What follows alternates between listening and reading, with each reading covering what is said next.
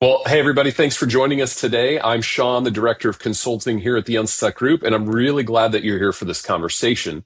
In today's webinar, we're going to walk you through how to lead planning with your team in a way that creates strategic focus and brings energy and excitement. And yes, that really is possible. Before we get to the content, let me welcome in my teammate, Amy Anderson. Amy has been on the team here at the Unstuck Group since 2015. She currently serves in the role as our managing director. And during her time on the team, she's personally served more than 200 churches, helping them with staffing, multi-site, and overall ministry strategies.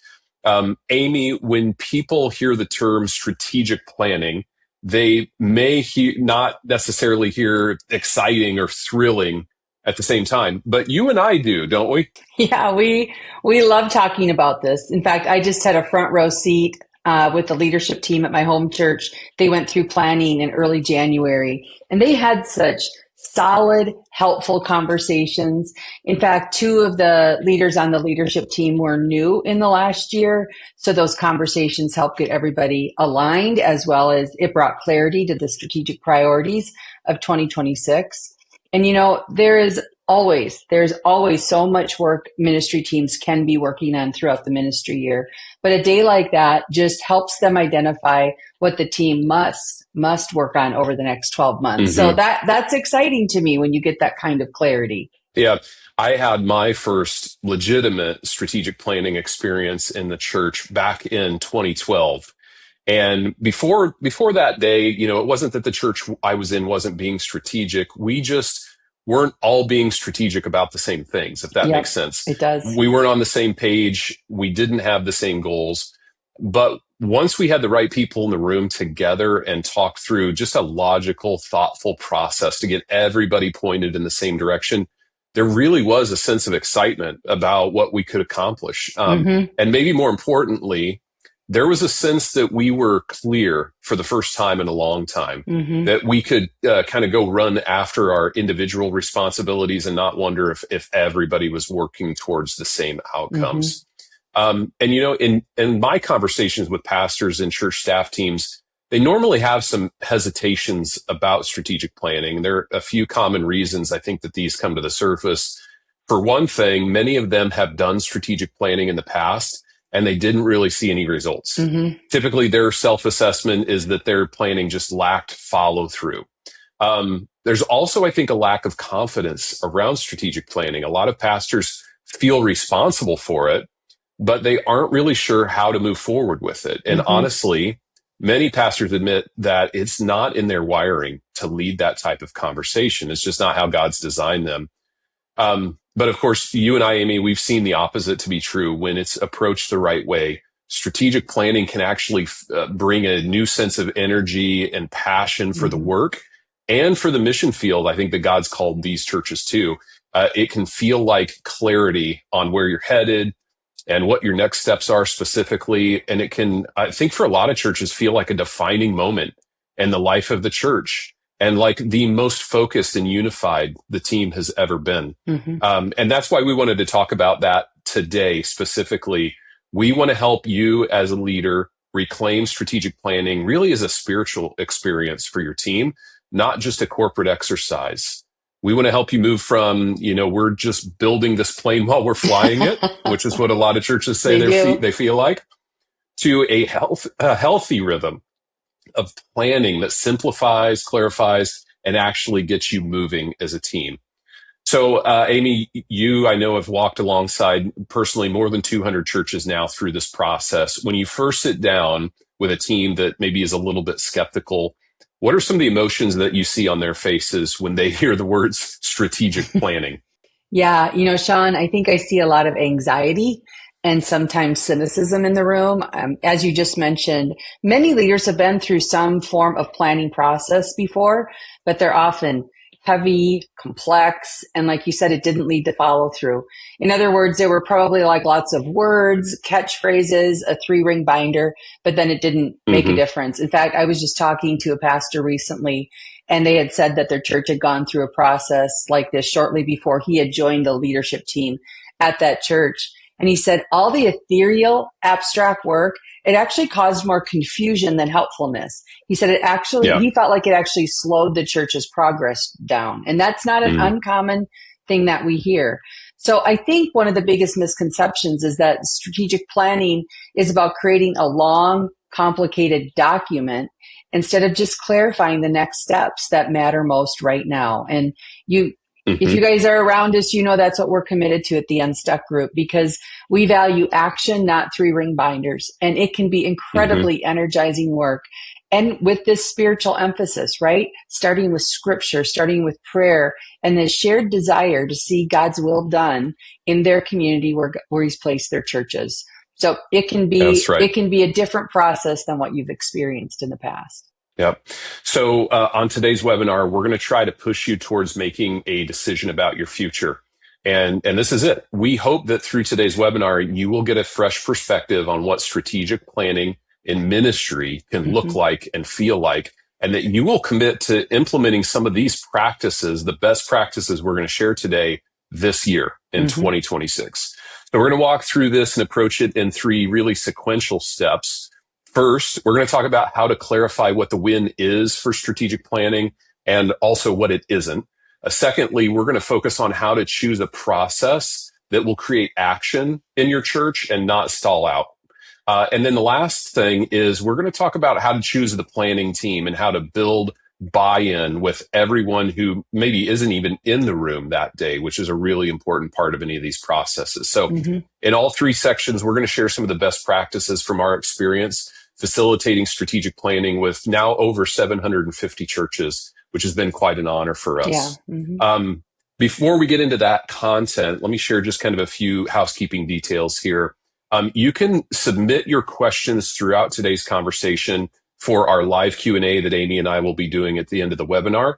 Use that Q&A button in your Zoom window to submit those questions. We'll add those to a long list and get to as many as we can during our time. If you haven't downloaded today's workbook, you can get that at theunstuckgroup.com/workbook. Go there, download the companion workbook. We'll have some questions and things we're working on throughout today's webinar in the workbook. So you'll want to have that. And then if you'd like to engage with us on social media, you can share on X, formerly Twitter, or Facebook. Use the hashtag UnstuckChurch. We're also on many other social media pages. So if you want to share on Instagram, LinkedIn, you can do that there. I don't even know all the social media sites anymore. So I just think it's funny that you still have to say X, formerly Twitter. It just feels awkward still to me. So yeah. Yep. I tweet on X, which that doesn't make sense at all. So it doesn't. Yeah. You're not But wrong. Here we are. All right, let's move to the first section and talk specifically about what the win is and what the win isn't. And we're going to talk today about the how of strategic planning, but before that, we need to talk about the why more specifically and what success actually looks like. A lot of churches confuse activity with progress here, I think. So let's take a few minutes just to clarify what the win is and what it isn't. Yeah, it's a great place to start, Sean. It might seem obvious, but bringing a team together for 2 full days of planning, it's a huge investment in time and resources. It is. So I just think it's critical that as teams start planning, you take some time to get everybody on the same page as to what it is you're trying to achieve. In fact, I think if this step is missed, you may end up having people actually work against your true objective without even realizing it. So let me share one of our charts with you. This is the first chart that we talk through as a team when we get on site. And it's just a simple question. The wins for our planning time. Why are we here? We ask that room and then we open it up. And we've just learned that in this important first step, it creates a good launch for strategic planning. Like before we plan, we have to answer the question, why are we here? And then let the team weigh in and discuss what they hope to accomplish over the next couple of days. And though through this conversation, we also talk through why this work is important to the future of the church. In fact, when we conclude, we actually come back to this chart to say, did we accomplish what we're here to do?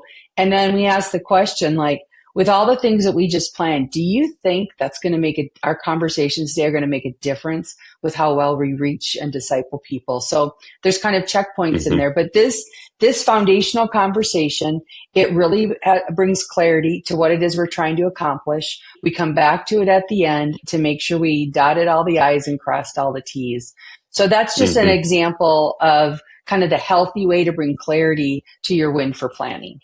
Let me flip Yeah. it for a minute. So here's what the win isn't: talking about future message series and managing the calendar for the year. If that's where your Hmm. strategic planning goes, no, those are lower altitude decisions that actually should be informed by your strategic plan. So Yeah. talking about strategies before you do things like confirm your mission field, who you're trying to reach, or talking about ministry strategies before you've set the goals for the ministry teams, talking about events and outreach opportunities when you haven't even clarified who you're trying to reach or what success looks like. That's just out of Hmm. order. And by the way, it's Hmm. also not this: having hours of discussion that don't translate into any specific priorities for the next 90 days.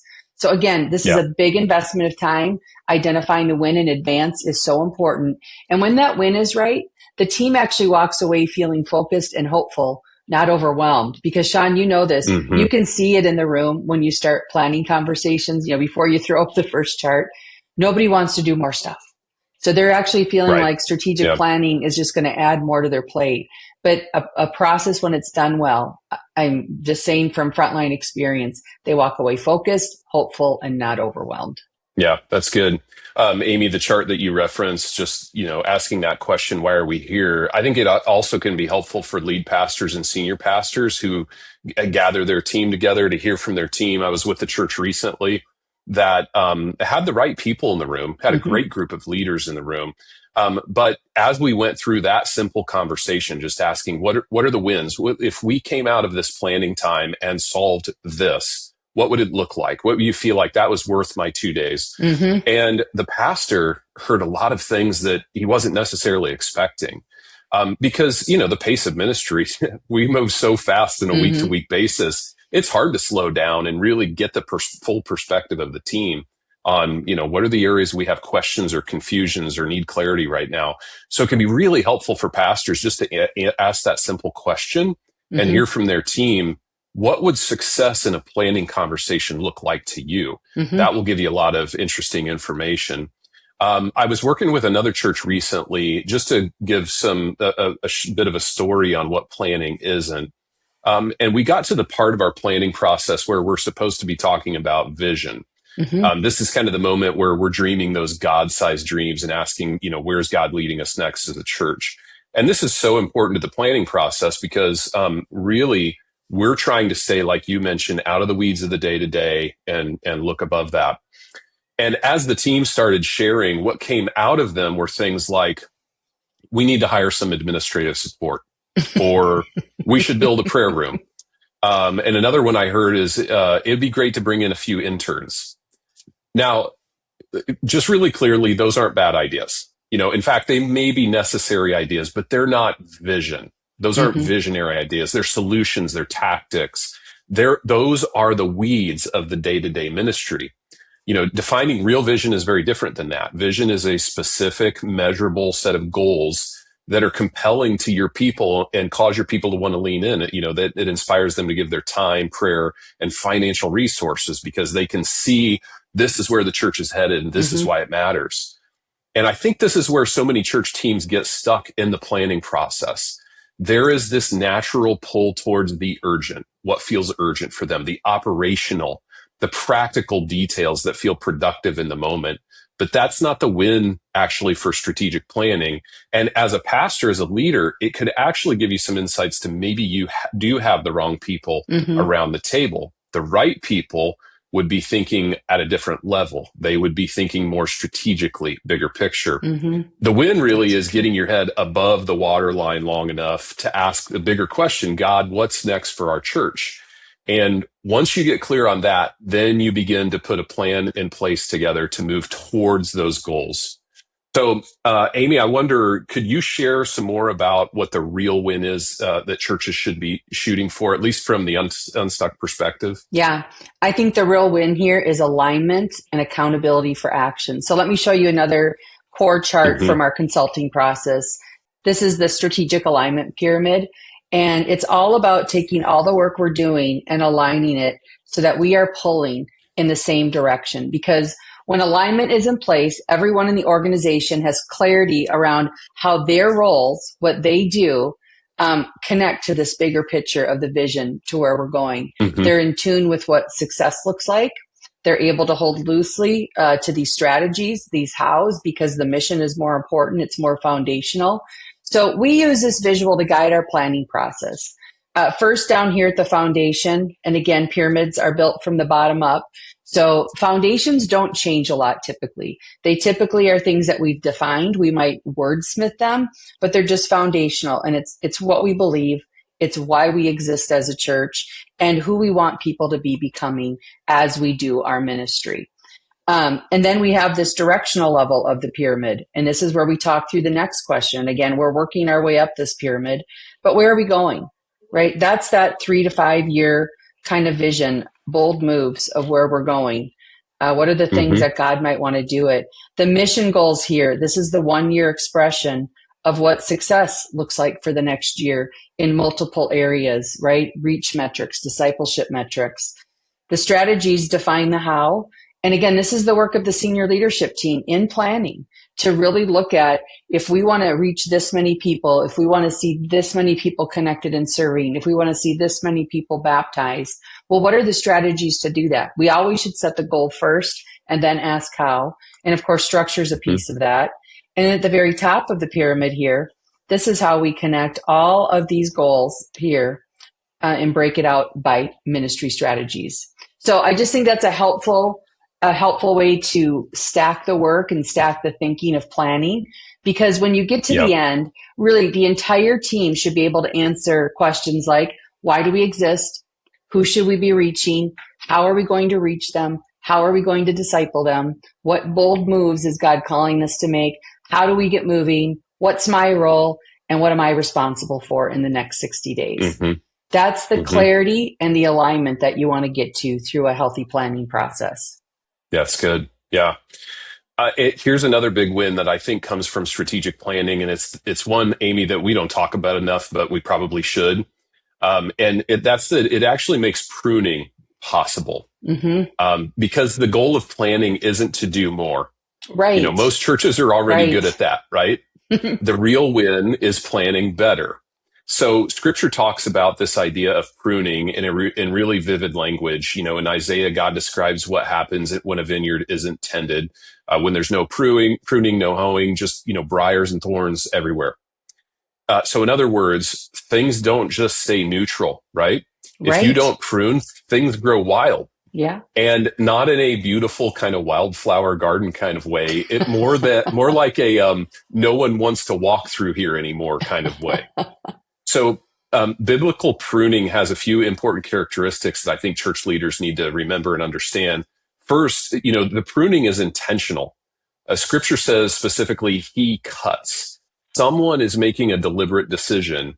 And that matters because if your church's health is headed in the wrong direction, but it's not the result of an intentional decision that you've made, that's not pruning. That's just decline happening. Hmm. Pruning always has a purpose, even though it can certainly hurt a little in the moment. The second thing is that, and I think this one is really hard, both unhealthy and healthy branches get cut back. Hmm. Of course, we need to remove things that aren't working. That part usually isn't controversial at all. But effective pruning also means cutting back good ministries, good programs, even fruitful ones, if they're keeping the church from becoming healthier overall. Amy, I've listened to you say many times, all ministry is good. Hmm. And this is where most churches get stuck. We don't struggle to kill bad ideas. We really struggle to stop the good ones. And then the third thing is that real pruning eventually produces more fruit. There's always a short-term cost, but there should be a long-term health and impact on your ministry. If a church has been plateaued or declining for years with no fruit, no renewed health, no momentum. That's not pruning either. That's just staying stuck. And I would add to that, maybe your church is growing, but as you grow, you're not intentionally staying focused. You're just adding new programs as fast as you add new people. That will also eventually lead to stuckness.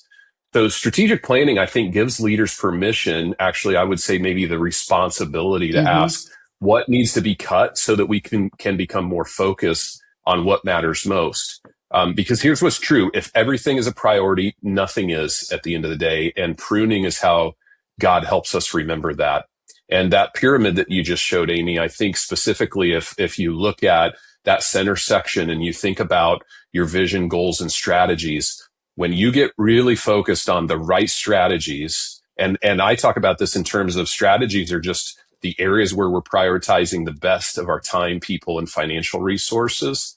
If you get focused on a small set of key strategies that will help you accomplish your goals, now you're clear on what you're saying yes to, and that will help you become more clear on what you need to say no to through the next season. All right, before we move on to what makes a planning process actually lead to action and not just another document, we want to pause and let you self-assess. So in your workbook, you'll see the strategic alignment pyramid that Amy just talked about. Take a moment and ask yourself, where does your team usually get stuck? Which level in that pyramid creates the most friction or confusion? I want you to just circle it, star it, and really be honest about it. That one small insight today could create a really meaningful conversation at your next senior leadership team meeting. So we'll give you about 30 seconds, and then we'll be back with the second part of today's conversation.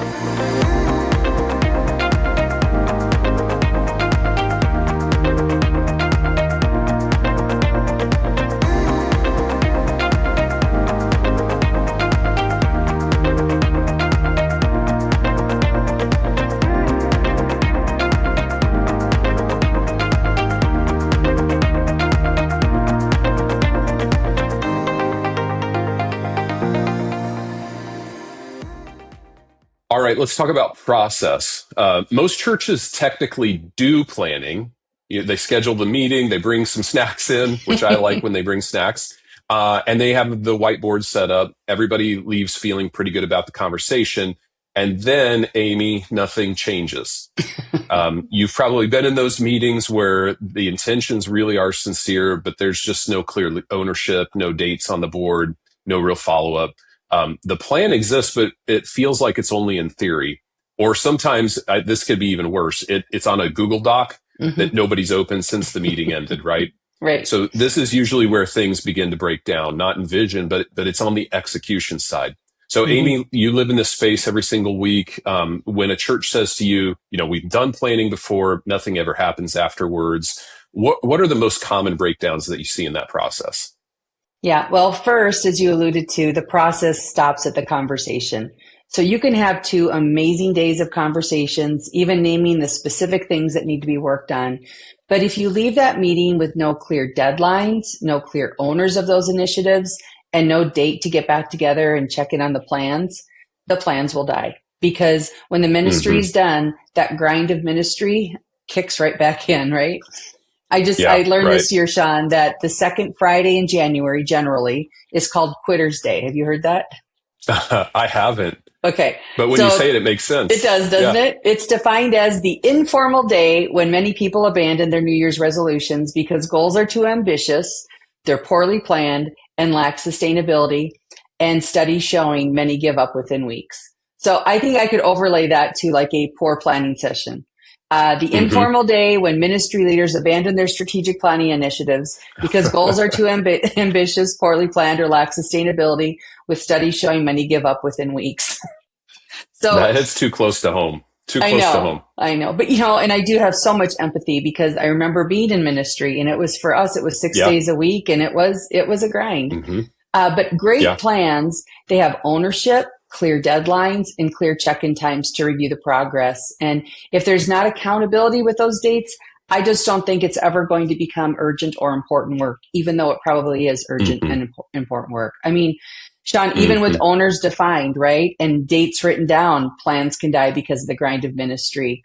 I oversee all of our client feedback here at Unstuck. And early on with my time at Unstuck, I could tell that our process, albeit very thorough and focused, was still not producing the action that it needed.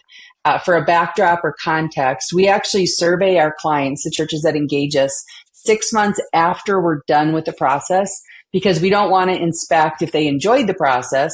We want to inspect if they're actually making progress on what they said they wanted to do. Right. And again, back in the day when I first started, one of the most frequent comments back had the feel of like dating. It's not you, it's us.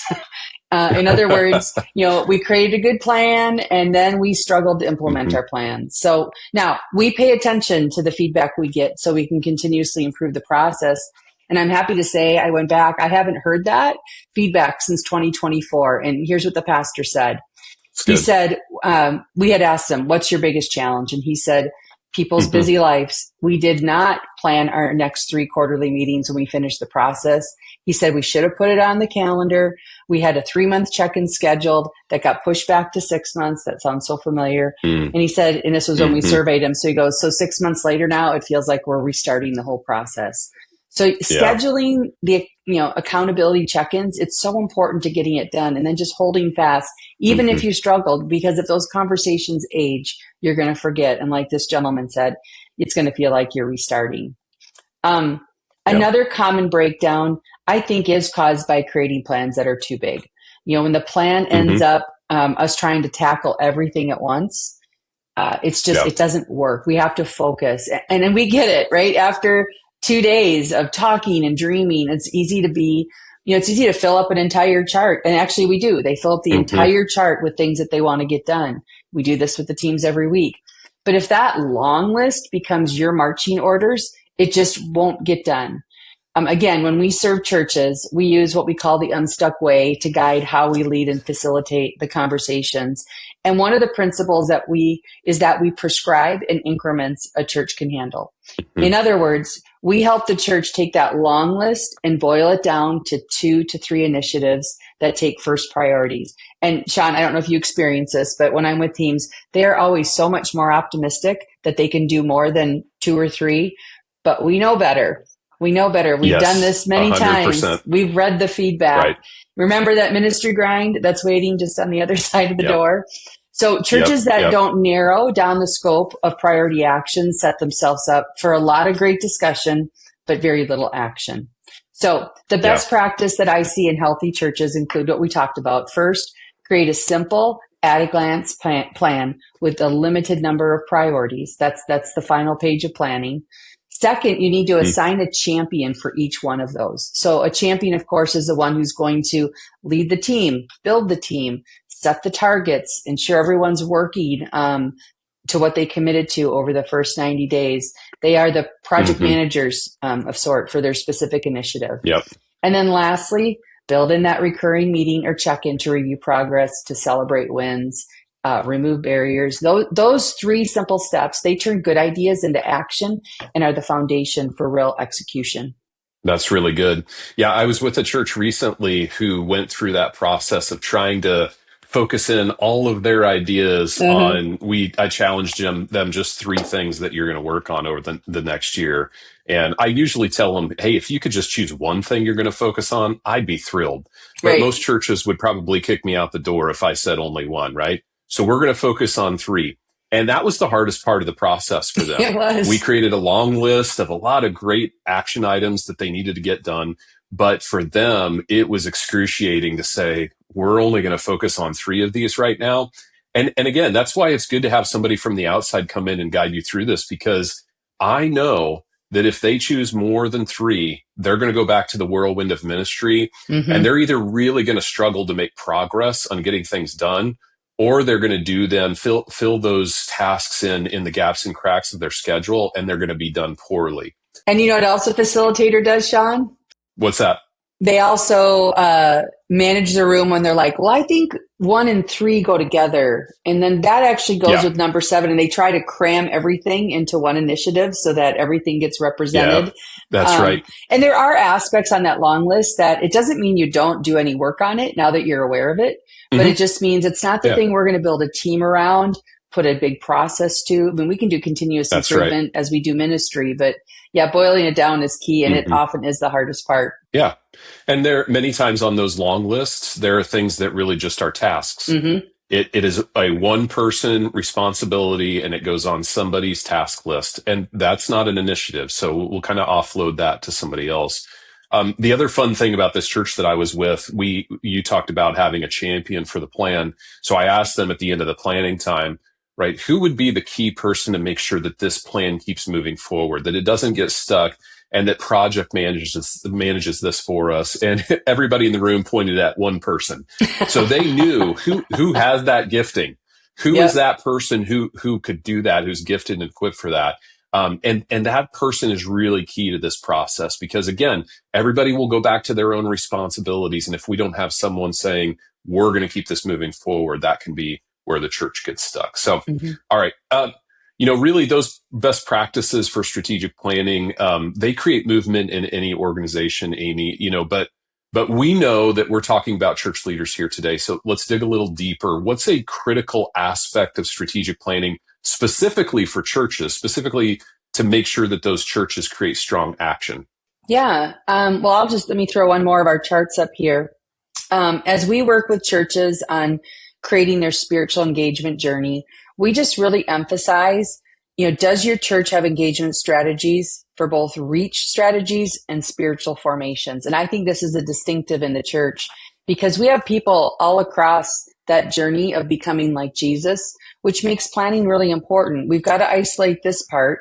How do we connect with and engage people who are outside the faith and church?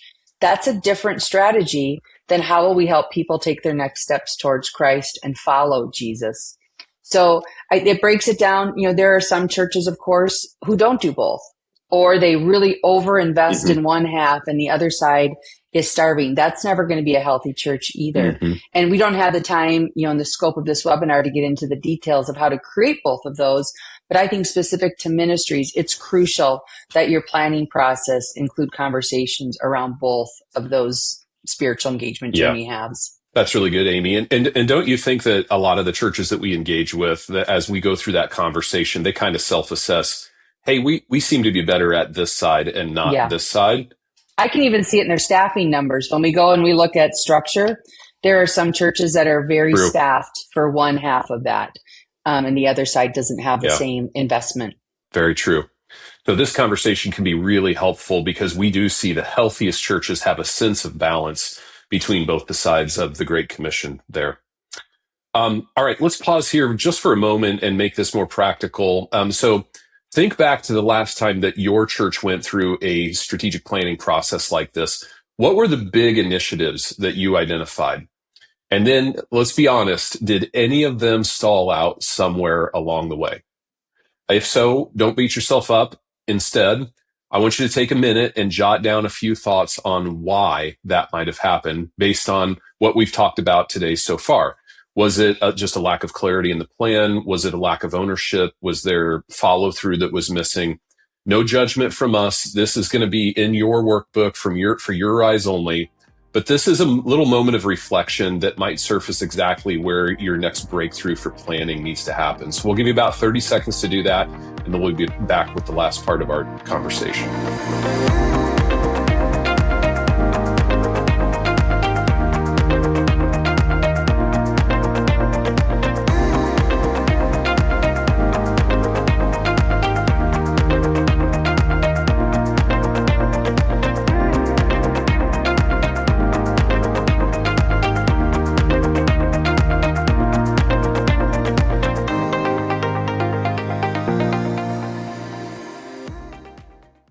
We've spent a lot of time today talking about the right elements of strategic planning, getting clear on the when and building a process that actually leads to action. But even if you get all of that right, there's still one factor that can completely derail the whole thing. And that is who's in the room for the planning conversation. Because if you invite the wrong mix of people, what happens is pretty predictable, honestly. You end up in the weeds, you get a lot of strong opinions, you get very little alignment, and not much movement towards actual decisions. The meeting feels really busy, but it doesn't feel very productive. So Amy, again, you help churches think through these invitations of who to invite to the meeting all the time. When a pastor is deciding who should be in that strategic planning room, what filters or questions do you encourage them to use so that they end up with the right mix of people and not just like the loudest voices or the usual suspects who are in meetings? It's a great question. And remember, you want to lead a strategic process that creates focus and energy, not be overwhelming for the people in the room. So again, you need to be thoughtful about who would be the right people to bring focus and energy. So here's how we coach churches that we serve. First, we give them some direction around how many people should be in the room. Ideally, this is about 8 people. You can stretch it to 12 if you have a really good facilitator, but somewhere between 6 and 8 is a good number to actually get through a lot of conversations. Second, you want people who are strategic thinkers and who can see the big and bigger picture. I have many people in my life who I wouldn't be half the person I am without them, but they're very focused on the tasks and the things that we want to get working on right now. This meeting often is hard for them because talking up here and living in a little bit of the ambiguity through the conversation can just be really hard. So you need people who can fly at that higher level in the way they think. They need to be prayerful. They need to be prayerful and spiritually aligned with where God is leading the church. These are people that when they come into the room, they bring you energy, not because they're a ball of energy, but they are aligned with you. They are pulling where you want to go as a ministry leader and a ministry team. This one's an important one. They need to be able to take off their functional, specific ministry hat and put on their church hat. So I was just with the church recently, and they just kind of said, our kids pastor, all that person cares about is kids.